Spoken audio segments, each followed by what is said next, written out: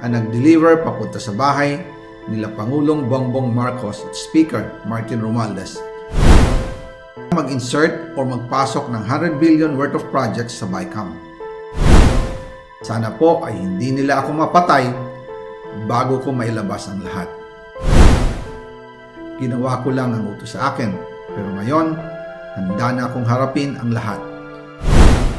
Ginagamit ng administrasyon ang buong resources ng bansa para tumahimik ako. That he will shoot me if I will talk. Gagamitin ako bilang panakipbutas sa kanilang kampanya laban sa korupsyon. Hindi na ako mananahimik, ilalabas ko ang lahat ng katotohanan. May resibo, may ebidensya, at may pangalan.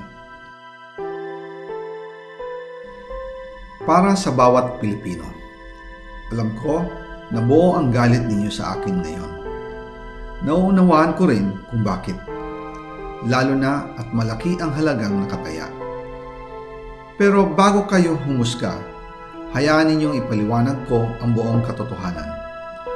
Matagal akong hindi nagsalita dahil may direktang utos sa akin. Huwag nang bumalik ng Pilipinas at manahimik na lamang. Umalis ako noong July 19, 2025 para sa aking medical check-up. Nakaplanong bumalik pagkatapos ng SONA ni Pangulo. Pero habang papauwi na ako, tinawagan ako ni dating Speaker Martin Romualdez at sinabihan, "Stay out of the country. You will be well taken care of as instructed by the President." Noon naniniwala pa ako sa kanila, kaya't hindi ako bumalik. Tumikom ang aking bibig, sumunod ako, pero ang hindi ko alam, ang ibig pala nilang sabihin sa aalagaan ka namin ay gagamitin ako bilang panakipbutas sa kanilang kampanya laban sa korupsyon. Ginawa nila akong poster boy ng kanilang sariling kasinungalingan.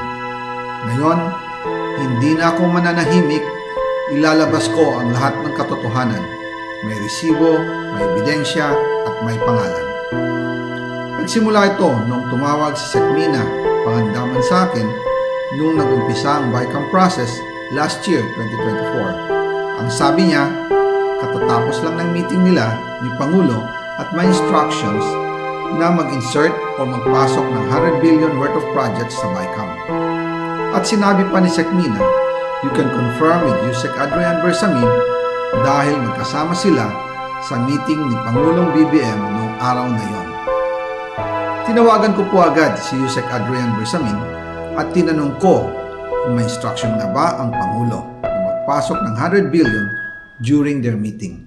Ang sabi niya ay totoo nga po. Right after our conversation, tinawagan ko po si dating Speaker Martin Romualdez at nireport ko ang instructions ng Presidente to insert the 100 billion projects. At sinabi niya sa akin, what the President wants, he gets. After ng ilang araw, nag-set po ng meeting si Sekmina Pangandaman at Yusek Adrian Bersamin sa amin ni dating Speaker Martin Romualdez sa Aguado Building in front of Gate 4 ng Malacanang at nandun din po si Yusek Jojo Cadiz. During the meeting, binigay po ni Yusek Adrian Bersamin ang listahan na worth 100 billion. Tinanong ko po si Yusek Adrian kung saan galing ang listahan. Ang sagot niya, galing kay PBBM mismo at binigay niya ito mula sa brown leather bag. Nung sinabi po ni Yusek Adrian Bersamin yung brown leather bag, naalala ko noong nasa Singapore kami right after the elections, May 2022, sa Hilton Hotel, kami ni dating Speaker Martin and PBBM habang pauwi at pabalik ng Pilipinas, hinabol ng PSG ang brown leather bag at ang sabi ni PBBM, maiwan na lahat, wag lang ang brown leather bag. Kaya naniwala ako na utos talaga ito ng Pangulo. Pagkatapos ng ilang araw, I informed sina dating Speaker Martin Romualdez, Sekmina Pangandaman, Yusek Adrian Bersamin, and Yusek Jojo Cadiz na kung pwede 50 billion lang ang ipasok sa program funds dahil so sobra ang DPWH funds versus sa DepEd. In practice, hindi pwede na mas malaki ang budget ng DPWH kaysa edukasyon. Yung balance na 50 billion ilagay na lang sa unprogrammed funds for the 2025 budget dahil Office of the President din ang nagre-release ng lahat ng unprogrammed funds. Pagkatapos ng isang araw, tinawagan ako ni Sec Mina at sinabi niya ang mensahe ng Pangulo. Ipasok ninyo yan dahil pinangako na sa akin ni Speaker Martin yan at hindi na pwedeng baguhin. Kumbaga, ang utos ng hari hindi pwedeng mabali. Again, I informed the Speaker and asked clearance about the instructions ng Pangulo. At ang sabi niya, wala tayong magagawa.